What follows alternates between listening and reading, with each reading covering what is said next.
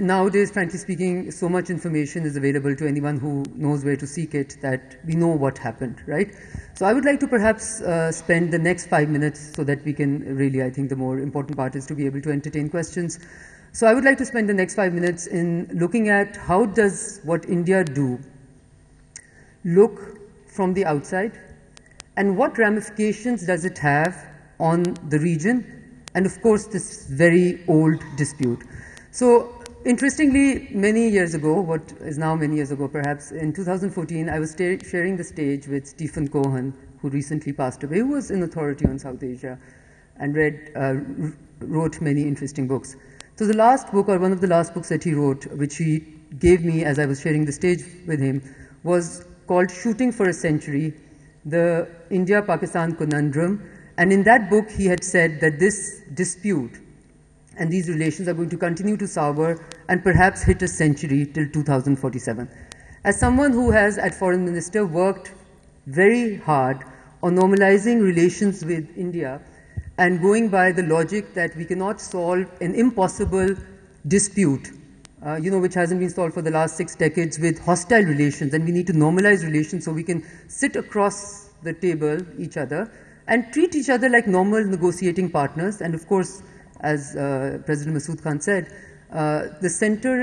it has to be centered around the will and wishes of the Kashmiris. They are the central figure. The two states are not the central figure, right? I thought that this author had not looked into what had recently happened and perhaps really drawn his conclusions from the past and not the present. Lo and behold, political fortunes change in India, and it seemed that the author was absolutely right, that this problem and this warring two nations was not going away anytime soon. Now, interestingly, what Modi has done in the last term and currently in this term is what Pakistan, despite its best efforts, was not able to do in the last many decades. He has absolutely internationalized on the front page the Kashmir issue. Okay? So this happens typically when a country or a government is in a self-destructive mode. It is going against its own national interests. In trying to harm others, over here the Kashmiris, it is actually self-harming. Okay, and we have immense evidence to prove how that has happened. But those who were not willing to give him visas, including the UK and the US, looked the other way because they thought that Modi, the butcher of Gujarat, will convert into Modi the reformer and will bring the Gujarat, best practices to the federal level and perhaps be a good reformer.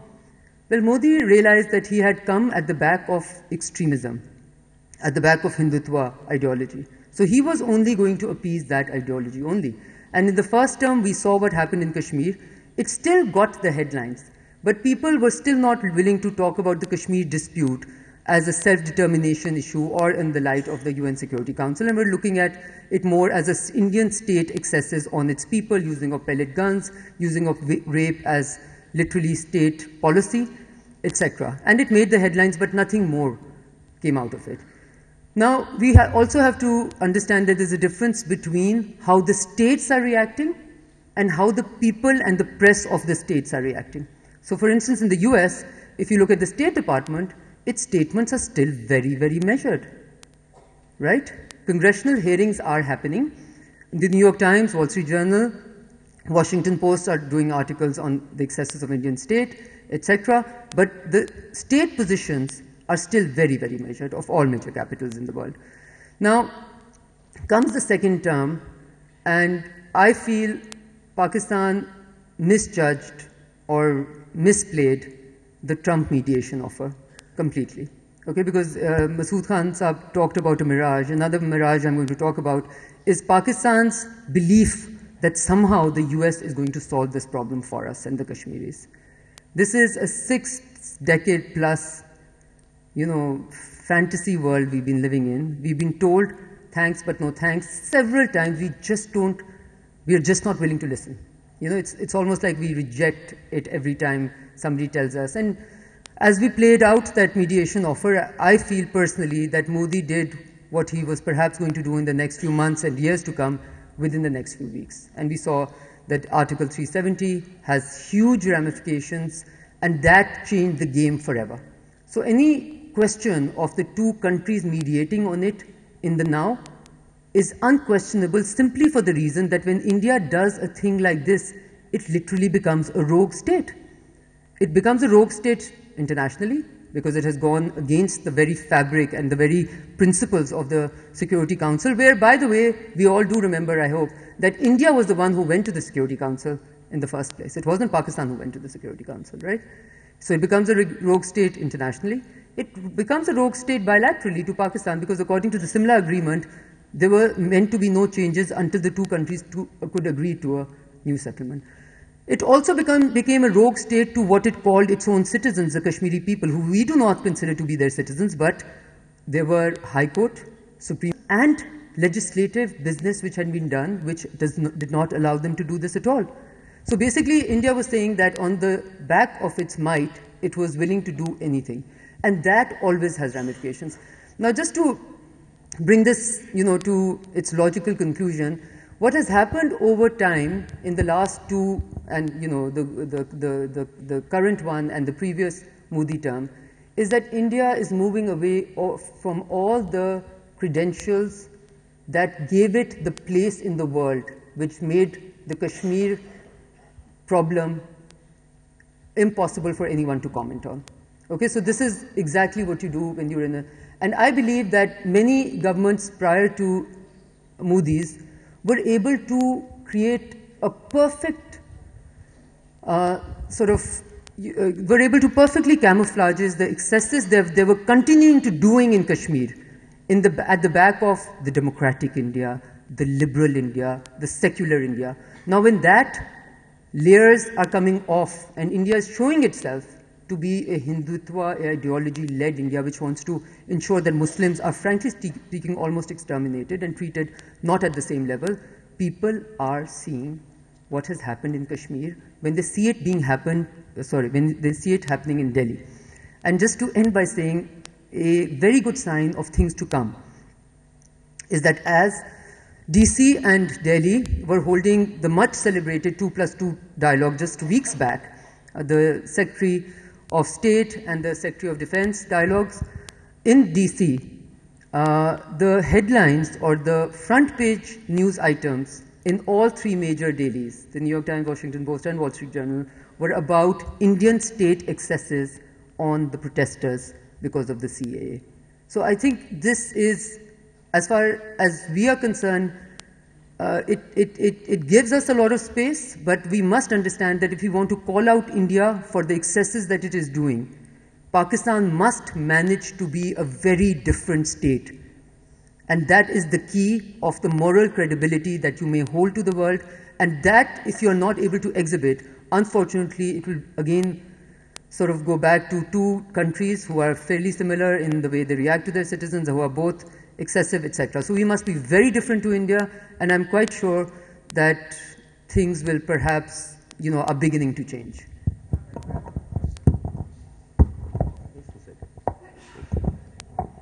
Unless you want to moderate, I'll open the floor. I'm very happy that you raised one of the most important issues in terms of creating a contrast. There is a military solution or there is no military solution.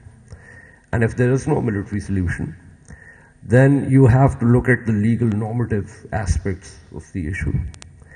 And in that, of course, then you need to create a contrast for the world to see that this is what India is doing and this is what Pakistan is.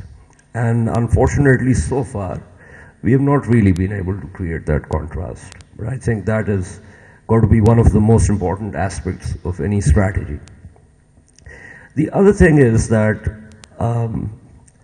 it does not really matter what India has done because it has, or it thinks that it has given a fait accompli to Pakistan as well as to the Kashmiris and the rest of the world. Modi so far has been riding the high tide of India's soft image built over 30-35 years.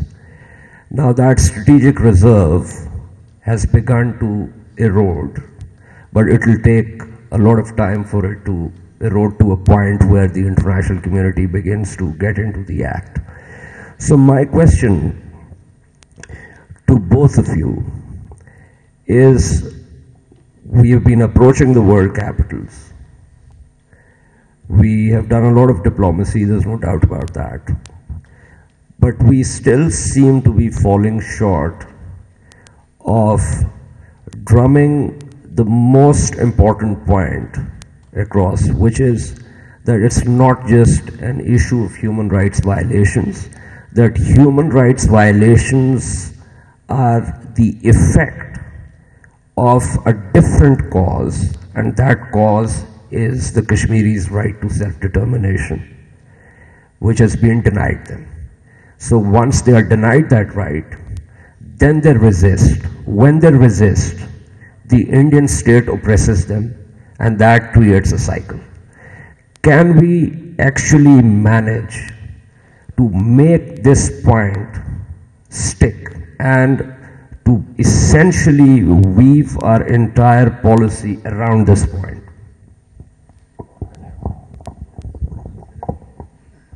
Okay, so first of all, I think the reason why and I say this, with a bit of the reason why the Pakistani Foreign Office and the strategy seems to be more aligned towards drumming on the human rights violation as opposed to the self-determination is because of demand and supply.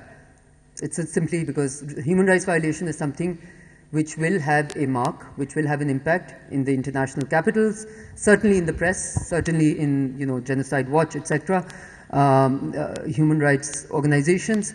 And right of self-determination lost its battle when terrorism became part of it. I'm not talking about Kashmir over here. I'm talking about 9/11, what preceded it. We know how the entire semantics around it also changed. And therefore, I think any form of militancy has always damaged and will continue to damage the cause, the real legal wherewithal and the roots of this dispute, which is obviously unequivocal. I don't think anyone can doubt what the Security Council resolutions say, the efficacy of them, legal tenets of it, etc. So I think that's more to do with that. And I completely agree with you that when we make the point, the Security Council resolutions and the right of self-determination as given to the Kashmiris, as promised by international law, is a major tenet. However, I think it's important because, Ijaz, you mentioned that this goodwill is not going to evaporate anytime soon, okay? I genuinely believe that it takes decades and not years for the goodwill to either evaporate or to be built, okay? So for instance, Pakistan, what it lived through in the early 2000s was what Zia did to Pakistan. That image we could not get off our back, and we suffered a great deal on the back of that. In the same way, Modi currently is living through the image of what Nehru and Manmohan Singh and even Vajpayee did for India rather than what he's doing for India. And to see what the difference is in the way international capitals react to both Pakistan and India, I'll take you to, for instance, recently the Japan-India press, the statement that came out of the Japan-India dialogue, which makes a reference to Pakistan and cross-border terrorism. How many statements Pakistan and any other countries have we been able to take or get out of people which makes a reference to state terrorism in Kashmir? Almost none. We have not even been able to get, which I have serious doubts to believe that it is not within our capacity, because there are certain things which are beyond our capacity, diplomatically. But I believe it is very much within Pakistan's capacity to have been able to get an OIC ministerial on Kashmir, not a contact group. Contact groups have been happening since time immemorial and will continue to happen. They have no value, okay? So it's not a head of state, head of government. In OIC ministerial, for any government to be able to get on an issue which became so big and was highlighted all over the world, and the world attention was already on it, I think shows a bit of lack of, concerted, strategic focus. It's another thing to be speaking to everyone and to be going to everyone, but what are we getting out of that speaking and going and traveling and talking over the phone? What is important is how much of an impact of what we are saying is having on that, and that will, our diplomacy is not shown on the front pages of newspapers. Our diplomacy and its effects will be shown through joint statements, through diplomatic statements, through press releases from the foreign offices of the world. On that, I think, barring the three Muslim countries, Iran, Turkey, Malaysia, where we refused to go to KL, interestingly, as a response to their goodwill that they had done to us in Kashmir, I think it's been missing. It's really been missing, and I hope that will change soon.